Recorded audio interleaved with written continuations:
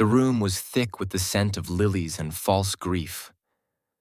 My uncle Robert stood at the front, dabbing at his dry eyes with a pristine white handkerchief. He had just finished a lengthy, heartfelt speech about his beloved sister, my mother. He spoke of her kindness, her gentleness, and the profound void her passing had left. He painted a picture of himself and my Aunt Carol as her devoted caretakers, the pillars of strength who had supported her through her final, difficult years. The small crowd of family friends and distant relatives, gathered in the function room of a local restaurant for her memorial, murmured in sympathy.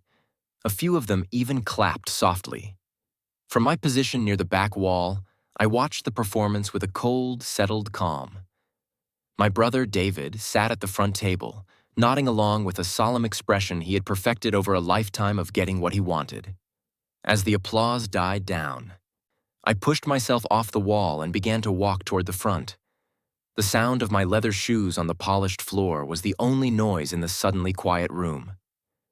Every eye turned to me. I could feel their judgment.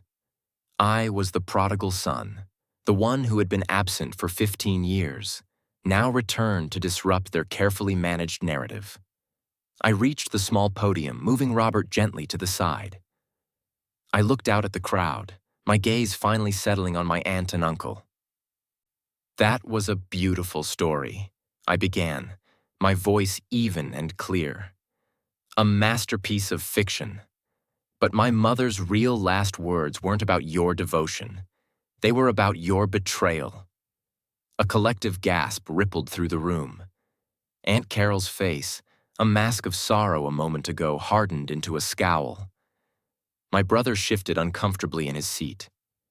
"For 40 years you told a story about our family," I continued, my voice dropping slightly, drawing them in.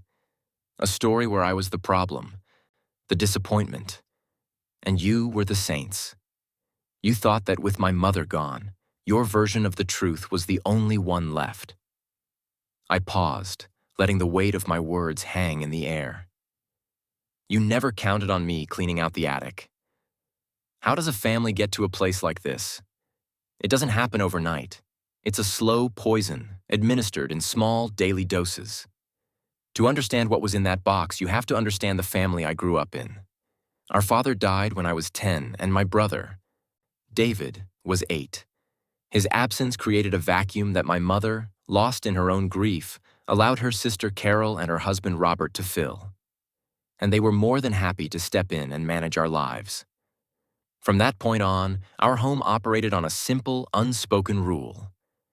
David was the sun, and I was the shadow he cast. David was charming, loud, and careless. He broke windows with baseballs, failed classes with a shrug, and could charm his way out of any trouble. In the eyes of our mother, and especially our aunt and uncle, his recklessness was spirit, and his failures were just boys being boys. I was the opposite. I was quiet, responsible, and introspective. I got good grades, did my chores without being asked, and tried my best to not cause any trouble for our grieving mother. But my quiet nature was interpreted as sullen. My responsibility was not praised. It was simply expected. My diligence was boring. I remember when I was 12, David knocked over a porcelain vase, a wedding gift our mother cherished. He immediately burst into tears and pointed at me. Before I could even speak, Aunt Carol was there, telling my mother, "See? Liam is always trying to get his brother into trouble. He's jealous." I was grounded for a month. The truth didn't matter. The narrative had already been written. David was the golden child who could do no wrong, and I was the resentful older brother, the convenient scapegoat for every problem. This dynamic hardened over the years. David's allowance was twice mine because he had more friends and needed it. When he wanted a new bike for his birthday, I was told to give him the money I'd been saving from my paper route because family helps family.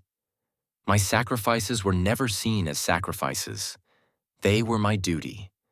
My achievements were footnotes in the grand story of David's potential. Carol and Robert were the narrators of this story, constantly whispering in my mother's ear, reinforcing the roles they had assigned to us. My mother, weak and eager to avoid conflict, accepted their version of reality. It was easier than fighting them. It was easier than seeing the truth. The breaking point came the summer after I graduated from high school. For 4 years, I had worked every weekend and every summer at a greasy spoon diner on the edge of town. I washed dishes, bussed tables, and mopped floors, saving every single dollar I could. I had a small, tattered bank book where I tracked my earnings, watching the numbers slowly climb. That money wasn't for a car or for clothes. It was my escape route. It was my tuition for the state college, my ticket to a life where my worth wasn't determined by my brother's needs. I had saved just over $5,000. It was everything to me. One evening, I came home to find my mother, aunt, and uncle sitting at the kitchen table with solemn faces. David was nowhere to be seen. Uncle Robert cleared his throat and began a long, convoluted story about David borrowing a friend's car, a misunderstanding with another driver, and some minor damage. The bottom line was that David had caused a fender bender and promised the other driver he'd pay for the repairs in cash to avoid insurance. The cost was $2,000. I listened, waiting for the other shoe to drop. "He's learned his lesson," Aunt Carol said, looking at me pointedly. "What's important now is that we handle this as a family." "Okay," I said slowly. "So David needs to get a job and pay for it." Robert scoffed. "Don't be ridiculous, Liam. Your brother is starting community college in the fall. He needs to focus on his studies." He slid my tattered bank book across the table. It was open. I saw the withdrawal slip tucked inside. $2,000. Gone. My mother wouldn't look at me. She just stared at her hands, clasped tightly on the table. "You took my money?" I whispered, the words feeling like shards of glass in my throat. "We didn't take it," Carol corrected, her voice sharp and righteous. "We used it to protect your brother. That's what family does. You're strong, Liam. You can earn it back. This would have crushed David." In that moment, everything became crystal clear. I wasn't their son or their nephew. I was a resource, a utility, an emergency fund to be depleted for the sake of their real family project. David. The injustice of it all was so absolute, so suffocating I couldn't even shout. A cold calm washed over me. I stood up from the table, picked up my useless bank book, and walked to my room. I packed a small bag with a few changes of clothes. I didn't take anything they had ever given me. As I walked past the kitchen, my mother finally looked up, her eyes pleading. "Liam, please," she started. I looked at her, at my aunt, at my uncle. "You didn't just take my money," I said, my voice devoid of all emotion. "You took the last reason I had to stay." I walked out the front door and never looked back. The first few months were the hardest of my life. I had less than $50 in my pocket. I slept on park benches and in bus stations, eating whatever I could afford, which was usually very little. The cold fury that had propelled me out of that house slowly gave way to a gnawing despair. Their voices echoed in my head. Aunt Carol calling me selfish, my mother pleading, Uncle Robert's dismissive scoff. They had told me I was nothing without them, and for a few desperate weeks, I started to believe it. I was adrift, a ghost haunting the edges of a world that didn't seem to have a place for me. One rainy afternoon, huddled under an awning, I watched a young man in a crisp uniform walk into a recruitment office. He walked with a purpose and a straight-backed confidence I couldn't even imagine feeling. On a sudden impulse, with nothing left to lose, I followed him inside. It was the single best decision I ever made. The Army didn't care about my family drama or who my brother was. They cared about 3 things. Could I follow orders? Could I learn? And could I endure? I could do all 3. For the first time in my life, I was in an environment where the rules were clear and effort was rewarded. My quiet nature was seen as discipline. My diligence was recognized as a strength. I didn't just endure, I excelled. I poured all the pain and anger from my past into fuel for my future. I took every course they offered, earned a degree in logistics and management on the military's dime, and climbed the ranks faster than anyone expected. I served for 12 years, leaving with the rank of captain and a commendation for my service. Using the discipline and strategic skills I'd honed, I entered the private sector. I started a small logistics consulting firm with a fellow veteran.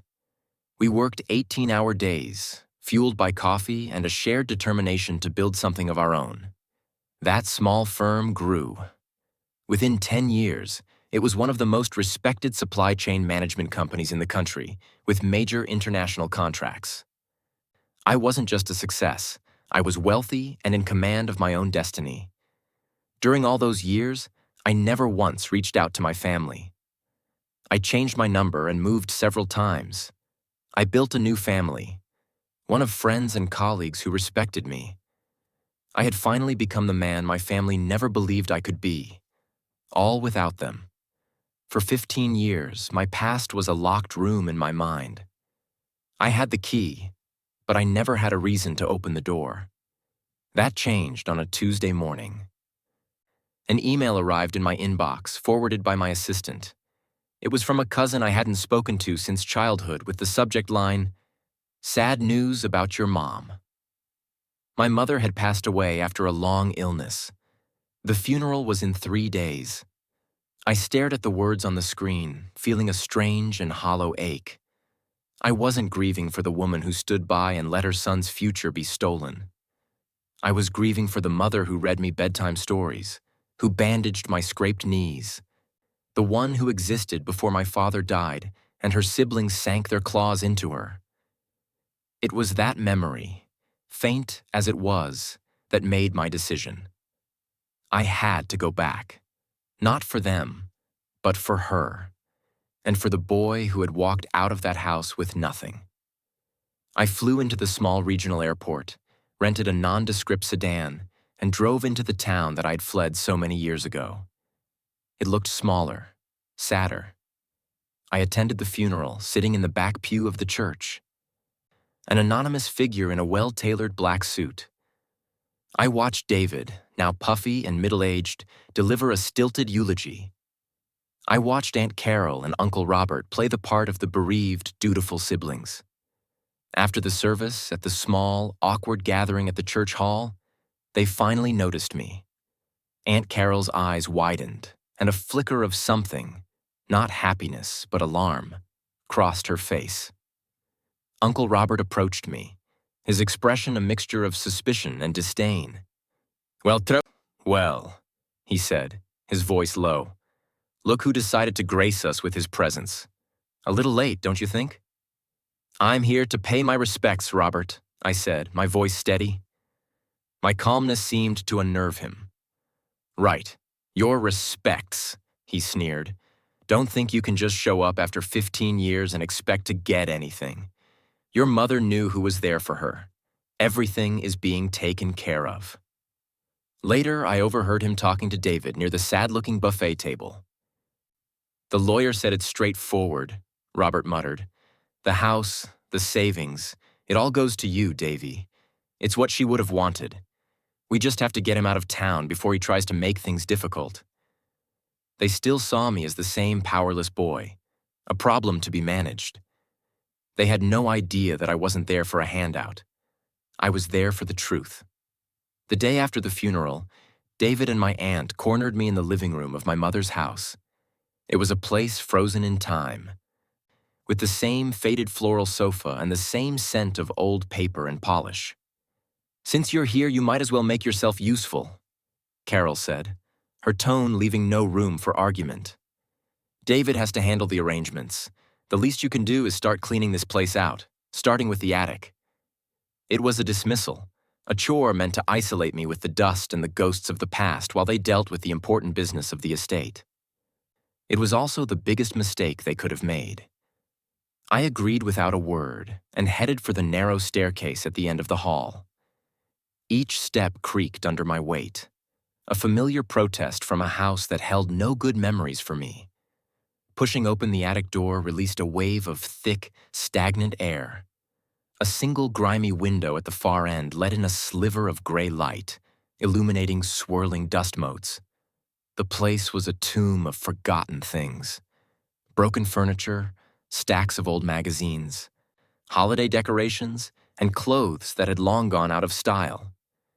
This was my mother's entire life, packed away and left to decay. I spent hours methodically sorting, bagging, and clearing. It was emotionally draining work. Every object seemed to tell a story of neglect, not just of things, but of a life. As I cleared a space in the far corner, my foot caught on a floorboard. It was loose. I knelt, thinking it was just another sign of the house's disrepair.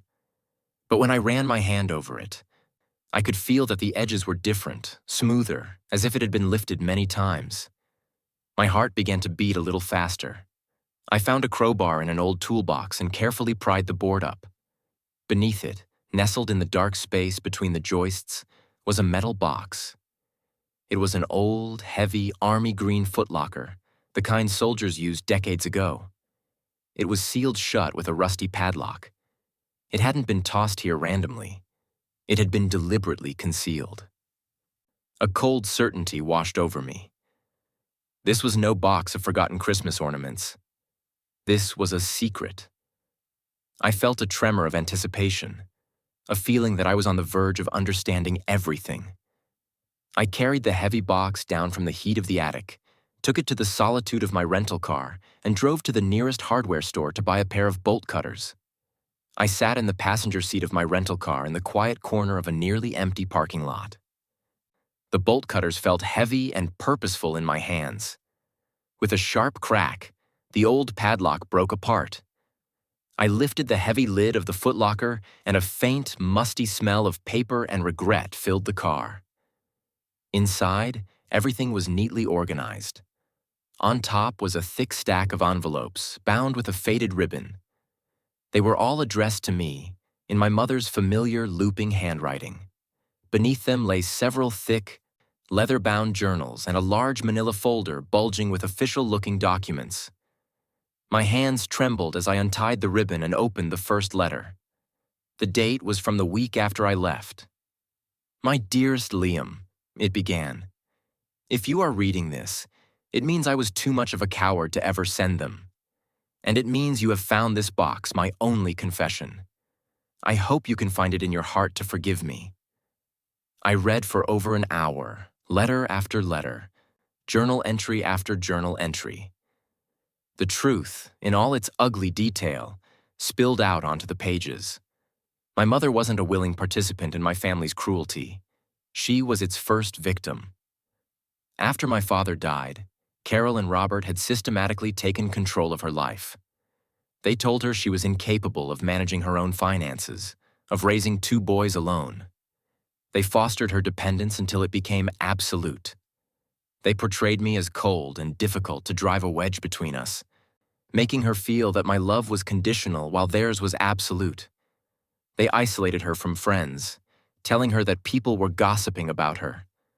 The journals were filled with her pain and self-loathing. Carol said Liam was just being selfish about the college money, one entry read. She said he didn't love me or David. I know it's not true, but what do I do? They said they would leave me all alone if I didn't listen. And then came the financial documents.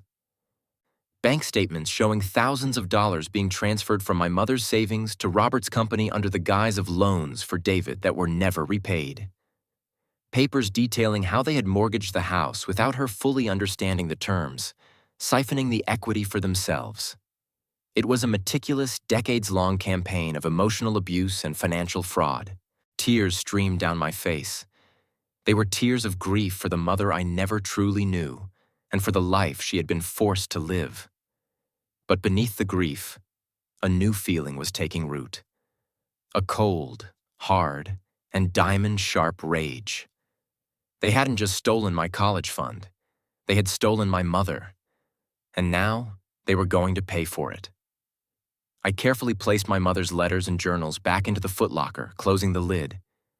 The grief was still there, a heavy weight in my chest, but it was now encased in ice. My mission was no longer a vague notion of confronting them. It was a precise tactical objective.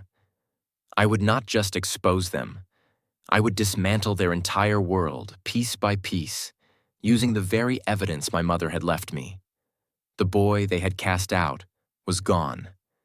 In his place was a man who commanded resources, who understood strategy, and who was about to bring the full weight of his success crashing down upon them. Back in my hotel room, I made 2 phone calls. The first was to a man named Arthur Vance, the sharpest forensic accountant my company had ever employed. I explained the situation in cold, professional terms. I told him I was overnighting him a package of documents and that I needed a complete, irrefutable audit of 2 decades of financial abuse. The second call was to a private investigation firm I had used for corporate due diligence. I tasked them with a full background check on Robert and Carol and a lifestyle audit. I wanted to know where every stolen dollar had gone. The results came back within a week, and they were even worse than I had imagined. Arthur's report was a brutal 50-page document detailing over $400,000 in siphoned funds, fraudulent loans, and outright theft, complete with charts and timelines. The private investigator's report was the narrative that went with the numbers. It showed the new cars Robert bought, the luxury cruises Carol took, the seed money for their own failing business that had come directly from my mother's accounts. They had been living a comfortable upper-middle-class life entirely funded by their systematic abuse of a grieving widow. David, my brother, had been the recipient of some of the cash, but the lion's share had been funneled directly to my aunt and uncle. The PI's report also contained a golden nugget of information. My cousin had forwarded an invitation, in an act of supreme arrogance. To cement their status as pillars of the community and devoted family members, Robert and Carol were hosting a formal memorial dinner in my mother's honor at the town's nicest restaurant. They had invited everyone. It was meant to be their victory lap. Instead, it would be their execution. I had my evidence, I had my team, and now I had my venue. I called the restaurant's event manager, posing as a representative for the family, and arranged to have a projector and screen set up for a tribute video. The trap was set. The restaurant was exactly as the investigator had described. Tastefully decorated, filled with soft lighting and the hushed conversations of about 50 guests. I stood at the back, just as I had at the funeral, a silent observer in a sea of polite deception. Aunt Carol, dressed in expensive black, moved between tables, accepting condolences with a practiced, sorrowful smile. Uncle Robert stood by the podium, preparing to begin the evening's main event, the public canonization of himself. After a few minutes, he tapped the microphone. "Friends, family," he began, his voice resonating with false humility. "Thank you all for coming to honor the memory of a truly wonderful woman, my sister." He launched into the speech I'd watched him rehearse, a tribute not to my mother, but to his own supposed virtue. He spoke of late-night calls, of financial burdens shouldered without complaint, and of the heartbreak of watching her decline. He subtly painted me as a footnote, the son who chose a different path, leaving the real work to those who truly loved her. He ended with his eyes turned upward, as if speaking to the heavens. "We miss you, Eleanor. We did our best for you." The room filled with respectful applause. My brother David, looking emotional, even stood to hug him. This was their moment of triumph, the final scene of the play they had been performing for decades. And it was my cue. I pushed myself off the wall and walked to the front, my steps echoing in the sudden silence. I took the microphone from Robert's hand. "That was a beautiful story," I said, my voice cutting through the warm atmosphere like a shard of ice. "A masterpiece of fiction, but my mother's real last words weren't about your devotion. They were about your betrayal." Before anyone could react, I clicked a remote in my hand. The projector screen behind me, which they assumed was for a slideshow of old photos, flickered to life. It didn't show my mother's smiling face. It showed a page from her journal, the handwriting shaky but clear. Robert and Carol control everything. I read aloud, my voice ringing with a terrible clarity. I feel like a prisoner in my own home.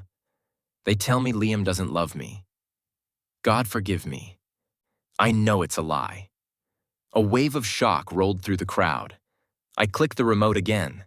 An image of a bank statement appeared on the screen, a transfer of $10,000 to a corporate account highlighted in red. "And here," I said, my gaze fixed on my uncle, whose face had gone chalk white, "is the financial burden you shouldered.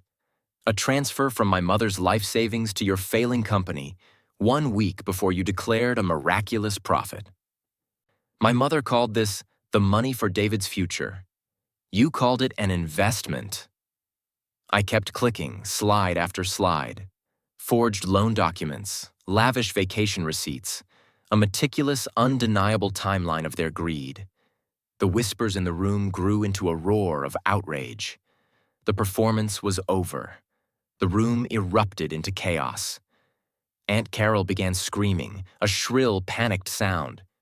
"Lies! He's lying! He was always a hateful child."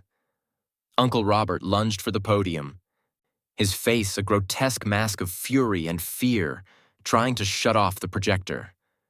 But it was too late. The guests were backing away from them, their faces filled with disgust. Former friends who had just been shaking their hands now looked at them as if they were monsters. My brother, David, just sat at his table, his head in his hands, sobbing. He wasn't a villain. He was just a weak man who had happily lived on the proceeds of cruelty, and now his comfortable world had evaporated before his eyes. "You think you can get away with this?" Robert bellowed at me, his voice cracking. "They already know," I said calmly, nodding towards the entrance of the restaurant. As if on cue, 2 uniformed police officers walked in, followed by a plainclothes detective. The detective held a thick folder in his hand, a copy of the one I had given him 2 days earlier. He walked past the stunned guests, his eyes locked on my aunt and uncle. "Robert and Carol Sterling?" the detective said, his voice cutting through the noise. "You need to come with us. We have a warrant to arrest you on charges of fraud and financial elder abuse." The sight of the handcuffs being clicked onto their wrists was the final devastating blow. The public humiliation was absolute. As they were being led away, Carol shot me a look of pure, undiluted hatred. It didn't touch me. I felt nothing but a quiet, solemn finality. I turned back to the microphone one last time. "My mother's real will wasn't the one they filed with their lawyer," I announced to the silent room. "The real one was in the box she hid from them. In it, she left everything to me, with one instruction: to make things right." I looked around at the faces staring at me. I will be selling the house and all of my mother's assets. Every single cent will be donated to a national charity that protects the elderly from financial predators like them. I placed the microphone back on the stand. I glanced at David, a broken man who had just lost everything. I felt no triumph, only a vast, empty peace. My duty was done. I had cleared my name, but more importantly, I had given my mother's memory the justice she had been too afraid to seek for herself. I turned my back on the wreckage of my family and walked out of the restaurant, leaving the ghosts of the past behind me for good. I was finally free,